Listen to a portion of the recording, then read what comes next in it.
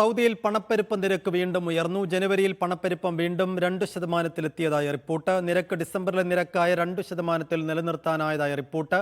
ഭവന വാടക, വെള്ളം, വൈദ്യുതി, പാചകവാതകം, മറ്റ് ഇന്ധനങ്ങൾ എന്നിവയുടെ വിലയിലുണ്ടായ വർധനവാണ് പണപ്പെരുപ്പം വീണ്ടും ഉയരാൻ ഇടയാക്കിയത്.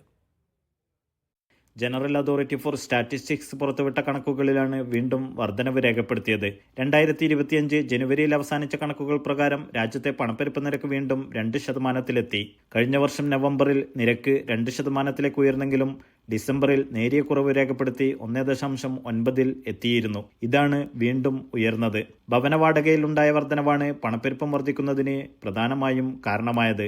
ജനുവരിയിൽ രാജ്യത്തെ ഭവന വാടക നിരക്ക് 9.7% വരെ വർധനവ് രേഖപ്പെടുത്തി. ഇതിനു പുറമെ വെള്ളം, വൈദ്യുതി, ഗ്യാസ്, മറ്റിന്ധനങ്ങൾ എന്നിവയുടെ വിലയിൽ 0.8% മുതൽ 3.3% വരെ വില വർദ്ധിച്ചു. എന്നാൽ ഗൃഹോപകരണങ്ങൾ, ഫർണിച്ചറുകൾ, റെഡിമെയ്ഡ്സ് ആൻഡ് ഫുട്വെയർ എന്നിവയുടെ വിലയിൽ 2.4% വരെ വിലക്കുറവും പോയ മാസത്തിൽ രേഖപ്പെടുത്തി. പണപ്പെരുപ്പം 2%-ലേക്ക് ഉയർന്നെങ്കിലും G20 രാജ്യങ്ങളുടെ പട്ടികയിൽ ഏറ്റവും കുറഞ്ഞ പണപ്പെരുപ്പ നിരക്ക് രേഖപ്പെടുത്തുന്ന ഏക രാജ്യമാണ് Saudi. Noushad Irikkur, media 1, Dammam.